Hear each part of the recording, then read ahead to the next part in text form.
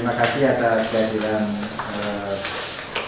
Bapak sekalian dan juga teman-teman di Malang Posko Media. Ini diskusi rutin yang digelar Malang Posko Media 2 mingguan. Bisa kadang hari Rabu, kadang hari Kamis, hari Jumat, menyesuaikan para narasumber.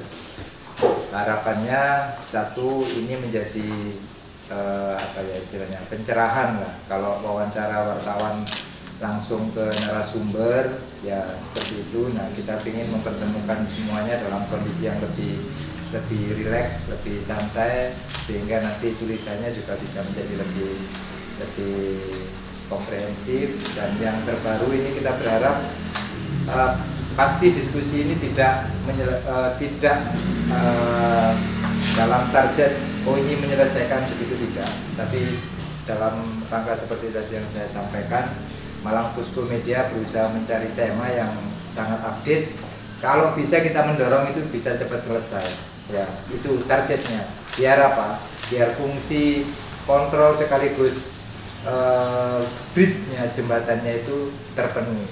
Bahwa media itu juga tidak hanya menjadi informasi, menjadi kontrol, tapi juga menyelesaikan, menjadi jembatan antara pemerintah dan masyarakat. Nah, masyarakat ini ada persoalan yang sudah 7 tahun berjalan ya, sejak eranya Anton, pembebasan lahan Jalan Madiopuro kapan tuntas, itu kita jadikan tema diskusi yang hari ini ya. Mungkin nanti kita mengalir karena narasumbernya juga tidak banyak, jadi lebih enak menggalinya, dan juga nanti umpan baliknya juga bisa lebih enak. Mungkin dari Pansus dulu aja. Dari Pansus mungkin yang paling update, karena berita terakhir kemarin sudah di deadline Dewan, terus kemudian mungkin sekarang Pemkot juga sudah mendaftarkan konsinyasi ke PN. Nah, mungkin update-nya bagaimana? Saya serahkan waktunya ya 10 menitan dulu lah untuk memunculkan informasi dulu, nanti biar saling ditanggapi. Nah, Pak Bambang nanti sebagai terakhir atau nanti berkelanjutan. Monggo Pak Bayu, mungkin bisa dikasih informasi terupdate posisi dan juga kondisinya, bagaimana perkembangan penyelesaian lahan Jalan Madiopuro ini. Monggo. Berdasarkan pantauan ataupun aspirasi dari masyarakat, hampir setiap tahun pandangan akhir fraksi dan semua dari 6 fraksi itu pasti menyebut salah satunya tentang penyelesaian pembebasan lahan eks cucian mobil seperti itu. Ada 3 sebenarnya, yang exit tol itu, terus pasar, 3 pasar, sama checking. Ya, itu hampir setiap pandangan akhir fraksi pembahasan baik APBD, LKPD dan segala macam kita tanyakan. Baik diiring-iring kita dengan dinas terkait juga kita tanyakan.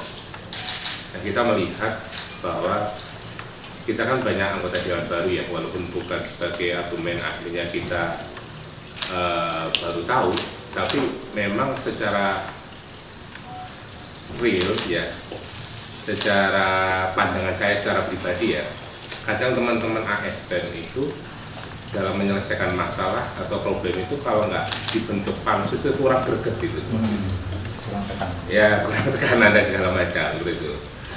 Nah, kita sudah sounding sebenarnya. Nah, pansus juga kan terkendala dengan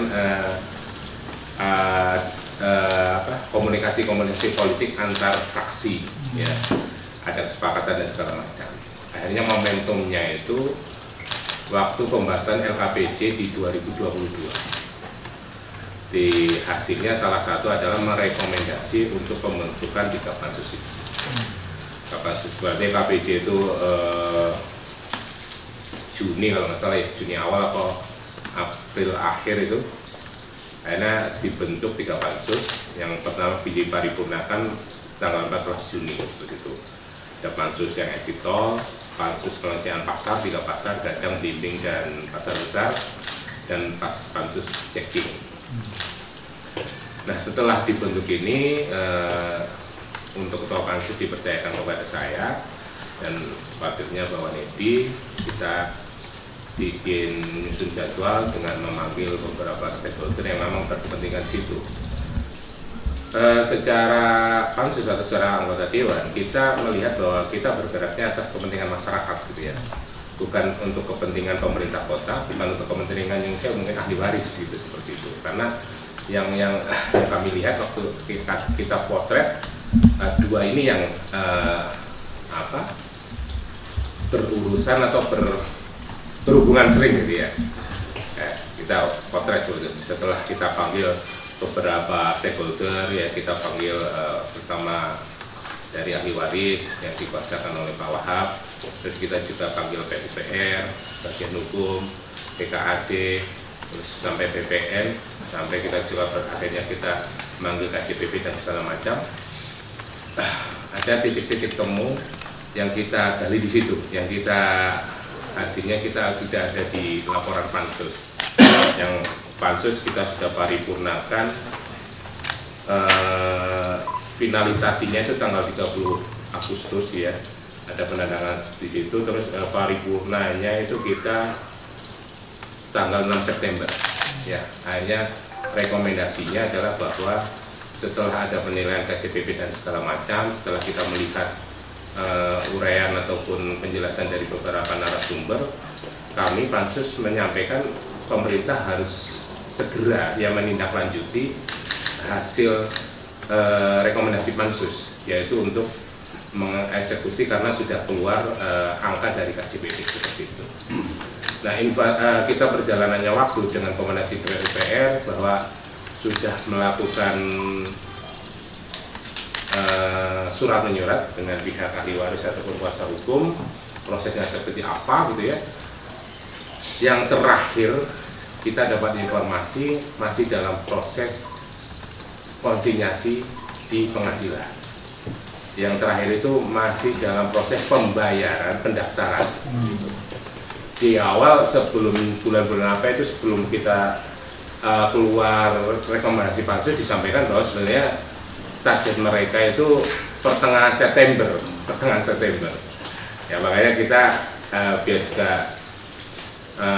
sama-sama jalan, kita target 20 September ini, karena kita juga melihat momentum lengsernya Pak Sutiaji ya, minimal sebagai kado lah, kado baik. Karena saya juga hampir beberapa hari sekali mesti lewat situ ya, anak saya sekolah di Cemoro Kandang.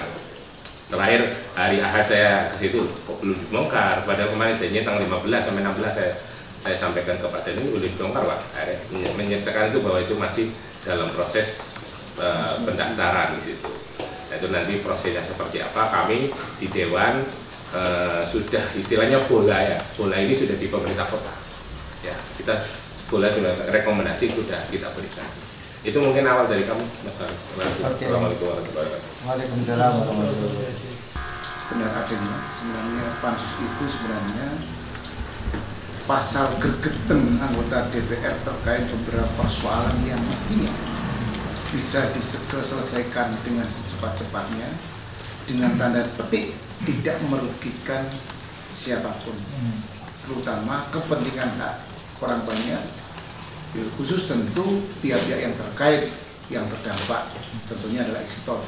Tentu kita ingin memberikan rasa keadilan buat semuanya, sehingga lahirlah 3 pansus dengan harapan semua persoalan, dan sebenarnya kita harapkan bahwa semua persoalan bisa tuntas di akhir masa jabatannya Wali Kota periode 2019-2024. 2018-2023. Tapi ternyata yang kita harapkan selesai eksitol ternyata juga kelihatannya belum bisa terselesaikan karena, tetapi prinsipnya bahwa kami pansus sudah memberikan mempelajari, lalu mengakomodir beberapa, bahkan kita memanggil pihak-pihak karena kan ini jawaban tentang berseliwernya berita-berita yang kami anggap menjadi semacam isu yang menerpa pihak eksekutif, isu yang menerpa pihak legislatif,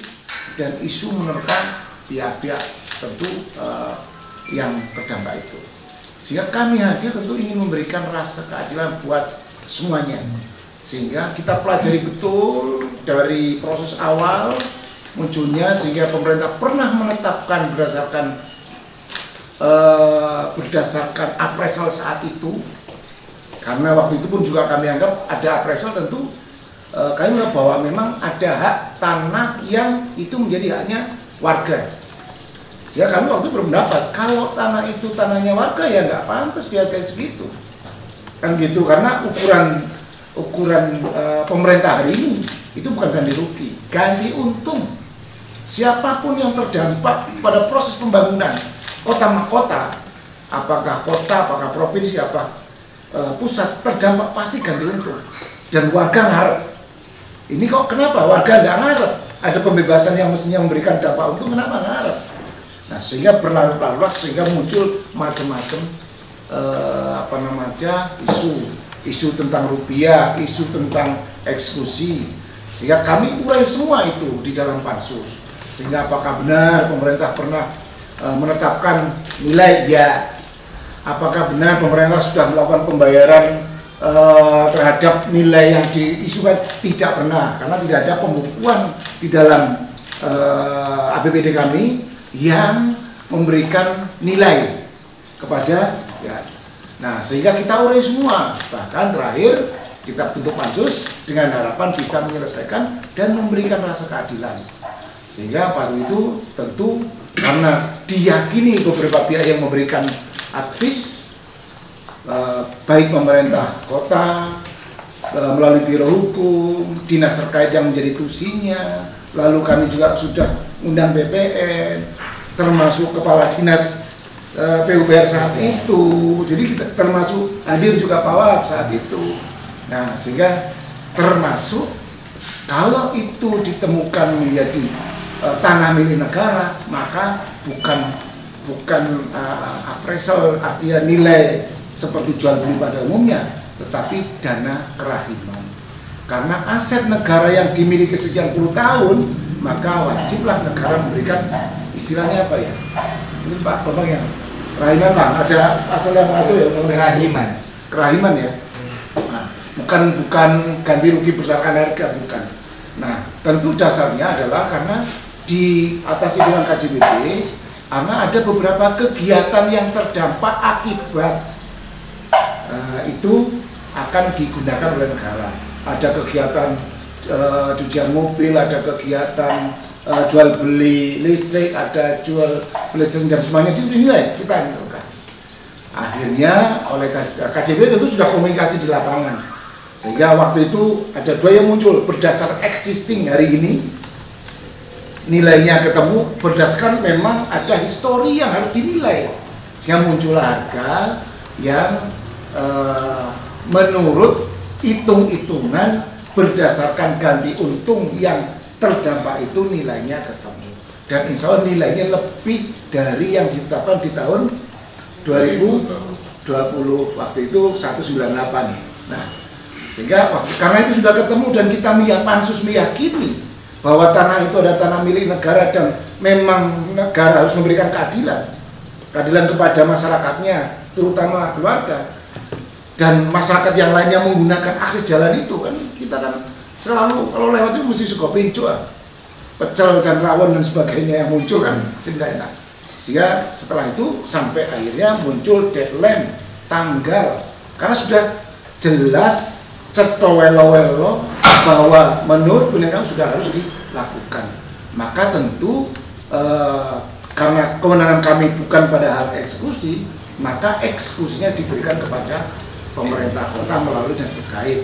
Tentu harus memberikan hasil KJBP yang sudah terkomunikasi melalui rapat pansus dikomunikasikan dengan pihak keluarga. Nah, mekanisme silakan, karena ada mekanisme satu diundang.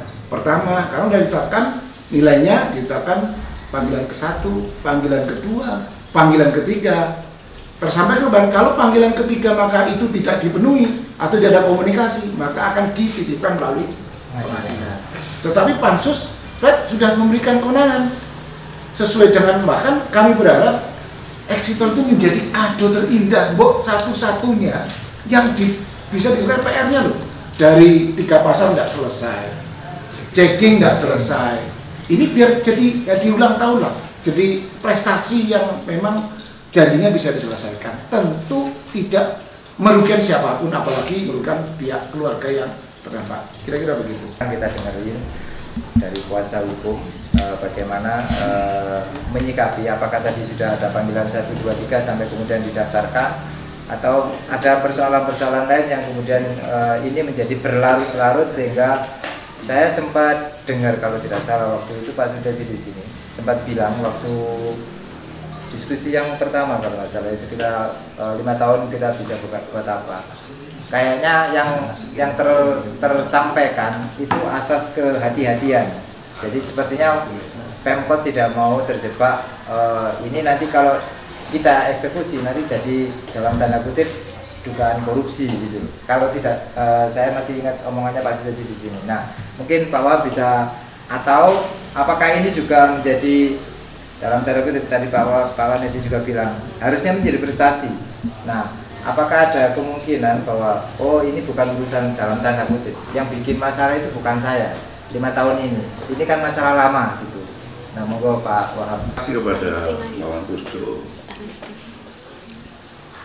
Selama ini saya, anggota saya terutama, kalau berlawanan dengan Pemkot selalu didolimi sama media.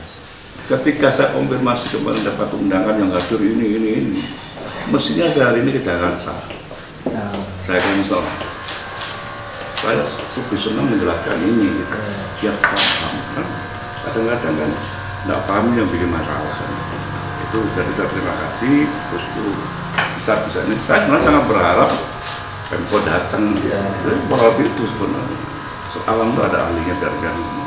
Nah, kalau bisa didolimi, contoh misalnya soal kasus Superindo Rawan Setiga, kita itu dulu didolimi oleh media teman-teman bahwa itu tanah milik negara, bahwa itu rakyat Pemkot. Saya bertanya-tanya yang kuliah sampai doktor ini, apa ada negara bisa memiliki tanah? Gitu. Yang ada itu tanah dikuasai negara.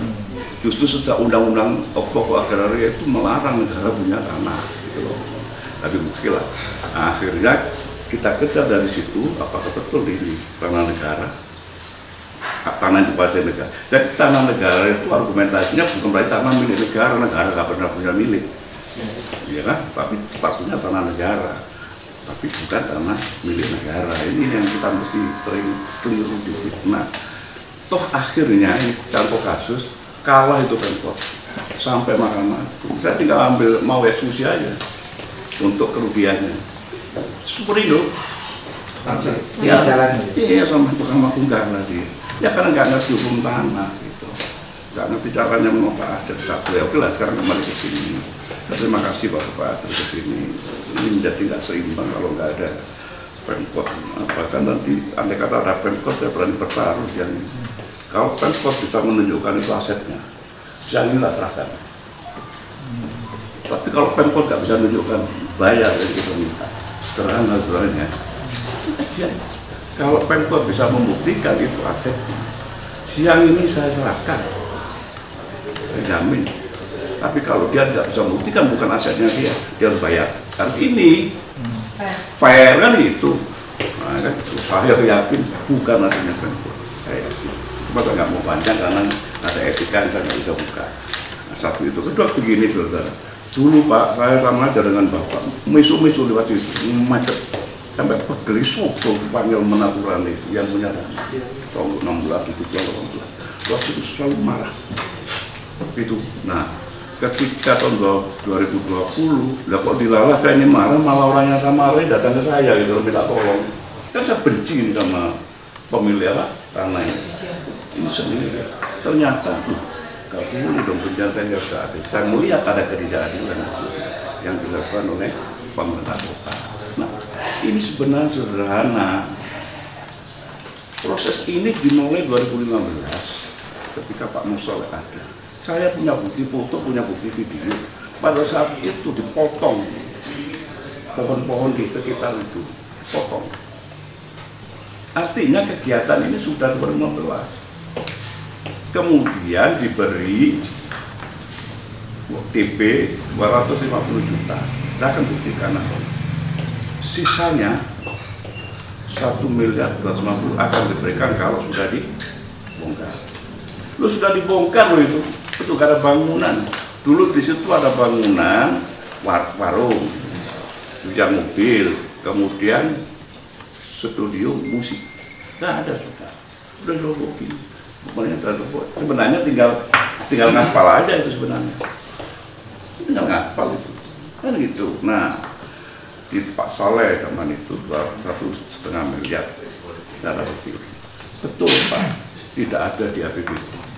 Dan ini bukan APBD. Ya ini kadang-kadang keuntungan wartawan itu kan gitu. 10 tahun jadi wartawan diajari investigasi kan gitu. Saya tahu uang itu dari mana dan nggak saya buka. Tapi tidak jauh dari soal tol kan gitu. Dibantu.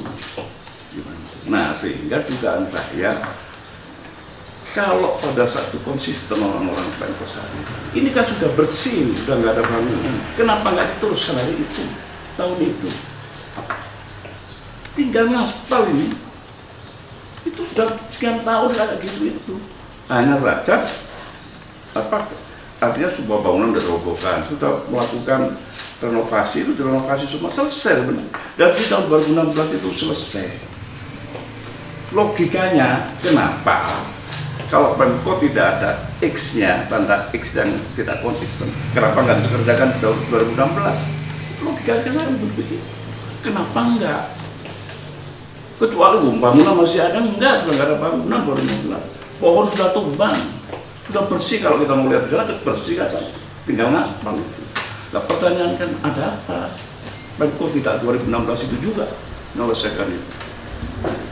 Kemudian tahun 2020 ini mulai tanggal 30 September tahun 2020 dapat surat lah ahli waris dari Pak Saleh ini. Suratnya dia tanggal 20 Juni itu betul Pak, tadi menawarkan 198 juta sekian hasil appraisal. Maka saya kirim surat pada saat itu. Saya jawab ini surat tanggal 30 September 2020. Kemudian tanggal 6 Oktober 2020 saya balas suratnya dari tereng dari Pak Lasto. Intinya surat saya tidak dalam posisi menerima atau menolak. Kami ingin tahu dulu karena disebut dalam surat ini terdampak tol, gitu, ya kan? Setelah saya lihat di lapangan terdampak tol di mana? Tidak ada terdampak tol langsung. Bahwa akibat ada exit tol di situ sehingga volume kendaraan banyak itu jadi macet karena menyempit, iya. Tetapi ini bukan terdampak tol langsung. Artinya, maka saya tanyakan, ini proyek ini terdampak tol sehingga yang harus bertanggung jawab itu pihak apa PT apa yang mengarah tol, atau ini proyeknya Pemkot oleh Badan Jalan yang didanai oleh APBD. Itu pertanyaan saya pada tanggal 4 Oktober 2020 itu tidak dijawab. Jadi saya tidak dalam posisi menerima dan menolak ya. Saya tanya sebab saya kumpulkan di sini aturan-aturannya. Kalau ini terdampak tol langsung, artinya harus menjadi tanggung jawab pihak tol, ada aturannya, undang-undangnya. Kalau ini dari Pemkot, ada aturannya. Dia lebih hafal dari saya. Saya sebutkan di sini. Nah, kemudian pada tanggal 5 Maret 2021, Oktober, Desember, Oktober, November, Desember, Januari, Februari, Maret, 5 bulan kemudian, saya terima undangan supaya hadir pada tanggal 8 Maret 2021, hari Senin di ruang rapat, ruang Tumapel, Balai Kota Malang, tanggal 5 Maret. Undang tanggal 8 Maret, saya hadir waktu itu. Waktu itu kami hadir, tanggal 8 Maret sudah undangan. Waktu itu saya ditanyakan, waktu itu ada Pak siapa ya, kakak hukumnya masih Pak Brani, ada dari PU, Pak Sol itu siapa itu. Di ruang rapat Tumapel itu saya ditanya tentang sikap dari Pak Soleh sebagai wakil hukumnya terhadap surat dia tanggal yang untuk pertama tadi 30 September. Maka saya kembali ke dia. Justru saya ke sini saya mau tanya bagaimana sikap Pemkot terhadap surat kami. Dia bilang, lu nggak pernah terima kami. Saya tunjukkan bukti tanda terima. Surat sudah diterima oleh Pemkot, diterima oleh umum. Nah, dia bilang, wah ini umum bisa ketelisut. Saya datang ke kantor Pemkot ini bukan datang ke gerdu gitu. Saya datang di situ ada bagian umum, bisa dikasih tanda terima, ada stempelnya, ini masa enggak jago. Kan gitu. Dia bilang waktu itu Pak Tony, oke kalau gitu kita cari dulu suratnya. Saya bilang nggak usah, sama repot. Tak kasih fotokopinya. Surat saya tanggal waktu itu saya hadir itu tanggal 8 Maret itu hadir, tak kasih fotokopinya. Nah, kemudian akhirnya sepakat begini, prinsip dari Pemkot, kami membayar berapapun tidak masalah. Mau 1,5 miliar, mau 2 miliar, sepanjang kan itu sesuai dengan undang-undang itu pasti. Oke. Itu pertama dia. Tuh. Kedua, saya minta syaratnya lagi, jangan dipersoalkan uang yang 250 juta. Tapi ini bocorannya, uang itu dari pihak tol lah. Kira-kira itu. Saya nuduh menurut sumber diduga dari menurut sumber. Saya mau konfirmasi akan suratin itu Pak betul kan? Bukan saya nggak nuduh katanya gitu. Tapi kalau itu nggak betul, kenapa ada kalimat sudahlah yang 250 juta nggak usah nah kan itu. Ini Pak saya berani yang bilang Pak Sony akhirnya oke, terus gimana jalannya kan gitu. Ngomong-ngomong, sebelum ketemu Pak saya berani Pak, itu kan tanggal 8 Maret itu saya hadir. Kemudian nggak ada follow up. 12 Maret saya suratin. Berdasarkan perundingan itu mana sekarang follow up-nya? Kok nggak dipanggil-panggil? Nah setelah itulah kita ketemu berkali-kali sama Pak Prami. Nah, akhirnya sampai itu Pak Wali apa? Sederhananya udah cari jalan, kita berapapun yang kita bayar sepanjang sesuai dengan peraturan undang-undang. Kan gitu. Yang 250 saya sudah. Akhirnya kita sepakat, kemudian rapat bersama Sekdayan Pak Erik itu di Sekdayan Kejaksaan sepakat menunjuk appraisal, ya nanti hasilnya berapapun harus para pihak ngikuti. Itu saya tanda tangan katanya.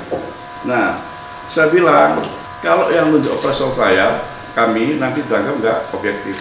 Saya minta Pemkot yang menunjuk appraisal. Tapi saya nggak mau satu, lebih dari satu nggak tahu berapa appraisal yang dapatkan ke kami. Maka surat saya kepada Pemkot bahwa surat nomor tadi dari surat ini dia mengirimkan saya surat pada tanggal 12 Januari 2022. Pemkot kirim surat menyampaikan 6 appraisal yang ditawarkan untuk ditunjuk salah satu. Maka kemudian tanggal ini kan tanggal 12 Januari ya. Nah, jadi saya butuh waktu hampir 3 minggu untuk menginvestigasi dari 6 appraisal ini. Kemudian saya menunjuk yang ke-6, KJPP Satria Iskandar Setiawan. Sesuai dengan surat saya, tanggal 2 Februari 2022 saya menunjuk yang ke-6. Itu sudah. Oke, kita buka proses.